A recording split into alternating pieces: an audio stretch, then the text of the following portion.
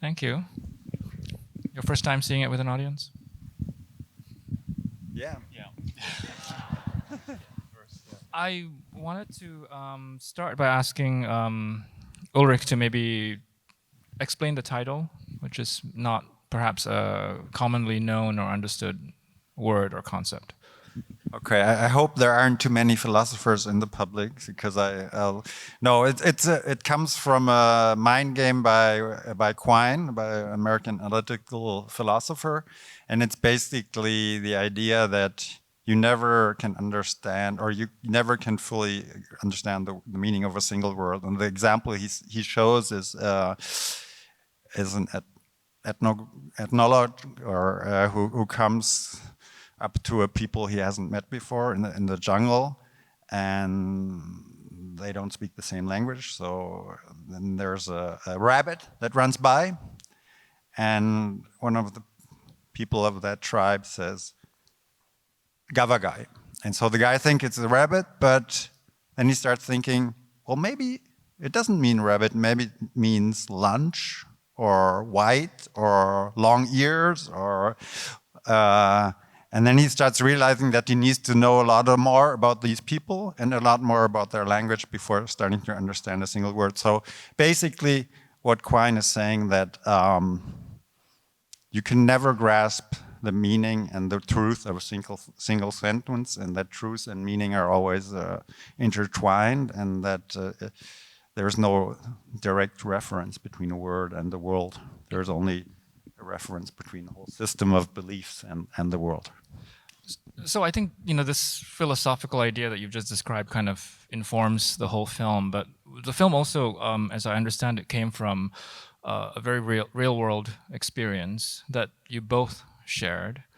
And I'm wondering if, I'd love to hear you both talk about what were the circumstances that inspired this film? Yeah, I'm not sure I'm allowed to to say everything, but Uli and I met 15 years ago for the movie Schlafkrankheit that was shown here, Sleeping Sickness. Yeah, Sleeping Sickness, and it was shot in Cameroon, and so it was 2010, so 15 years ago, and then there was the premiere of this movie at the Berlinale 1 year later in 2011. And something happened over there. Like with I was waiting. We hadn't seen each other for a year, and I was waiting in front of the hotel where I was supposed to live. I think it was a 4-star hotel or something like this, and I couldn't enter the hotel because, as you saw the scene. So we started arguing and everything, and Uli came, so I keep on and Uli came, and he talked to the people from the Berlinale. He said, "Oh, this guy should be fired and everything," and I didn't feel really comfortable with this idea. And then everybody at the festival was really kind to me, and they said, "No, you should leave this hotel. You should go to a 5-star hotel. It would be better for you." And so then I was the black actor who had did something wrong, and I didn't feel really comfortable with it, but I had a huge room with a huge bed and champagne and everything, and it was really funny. But the guy was actually fired, and so it was quite strange. And we won also like a bear.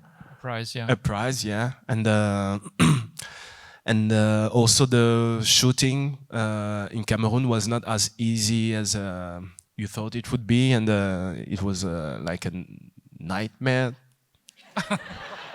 For you, I mean, I really enjoyed being in Cameroon with my brother from Cameroon, because my grandmother was from Cameroon, so I really enjoyed the shooting. But for Uli, it was really terrible, and so he did like a movie out of this whole story, and this is what you just saw.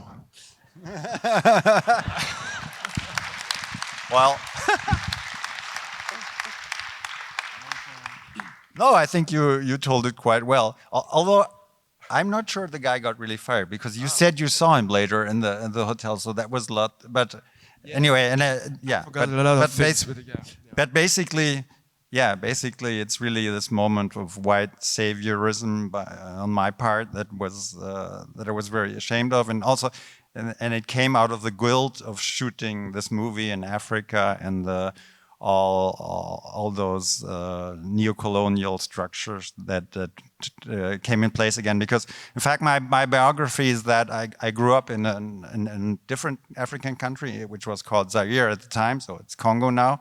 As a child of NGO workers, and also in Cameroon, I knew a lot of people. I had friends there. My parents had been working there, so I felt really that I could really do it different than a crew. Let's say a Hollywood film arriving there, and I wanted to work with a really small team, for example, because we were in a village, and then at the end we were 80 people, because even the catering were 10 people and so on. So it was quite for me. It was really like my hubris. How do you say? I mean, I felt really guilty about the way things went during the shooting. Although, and in fact, I realized that I wasn't any different from any other filmmaker arriving in a place, and yeah. So, would you say this film is about you working through your guilt? Yeah, maybe. Yeah, it's also about me working through my guilt, but it's also about, yeah, I think like I really. It's not. I don't think it's a therapy film for me. It's more that and in fact, I was very afraid that I would need another therapy after this movie, but in fact, it went quite well. In Senegal, it was a very different experience. I would say it was a very, very beautiful experience of shooting there with the people there. What do you think accounted for that difference? Just knowing what to expect, or Senegal had different conditions, or? Well, it's a country I'd never been to before. I went there for research, and it's a different culture, and definitely it's a cinema country. You know, they have great filmmakers. One of whose films which I love a lot, Tukibuki, which is cited in the film with corns on the motorcycle, for example, and Sembene and so on. So there's a real film industry there. So it was more professional background, but it's also a cultural thing. I don't think it's really that I didn't even think. It's not my fault that it went where it was for the people there, the production company there, Fabakari, our assistant, who wanted to come, but he fell ill, so he couldn't come. He would have been here. I think, to the extent that the film is based on personal experience, it's interesting to me that the filmmaker and the actress, I mean, they seem to be at different moments like possible alter egos of yours, and they're women. So. Yeah, I mean, I thought, for me it's like,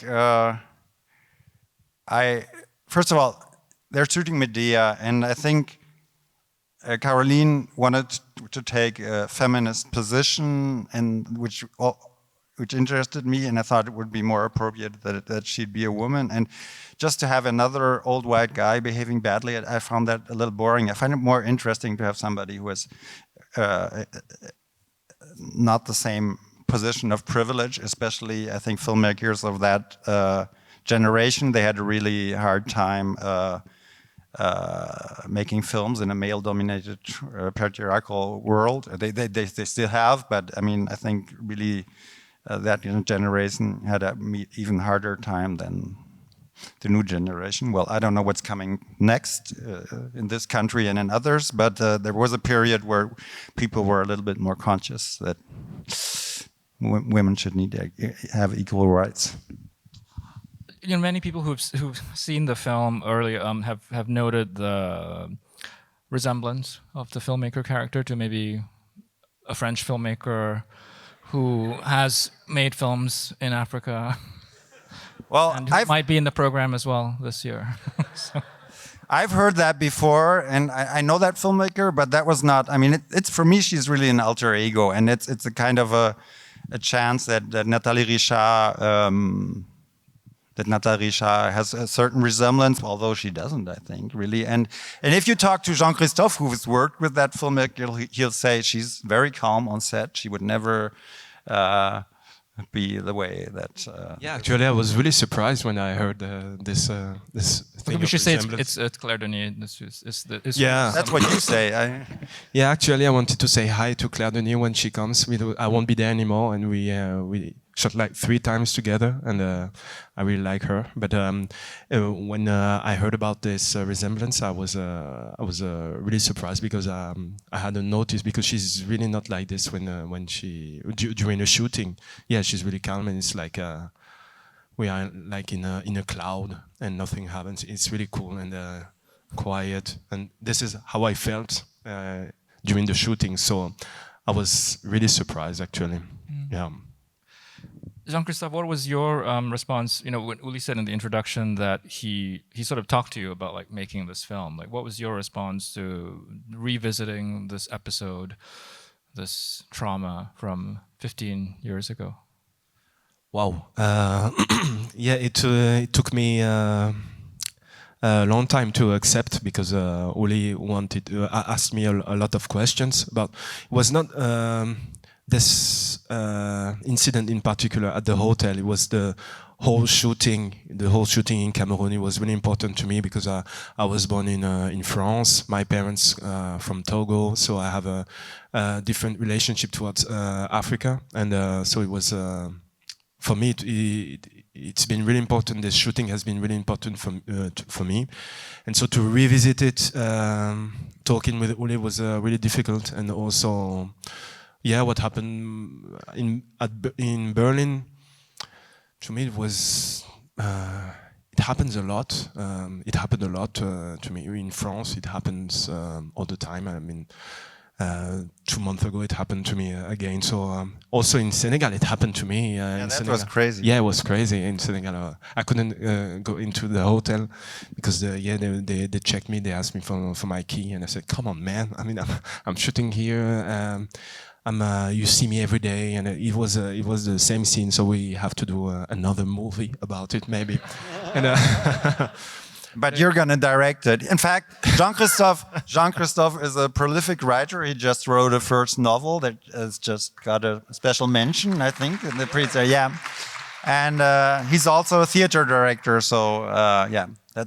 You're gonna do that movie at the hotel. Definitely not.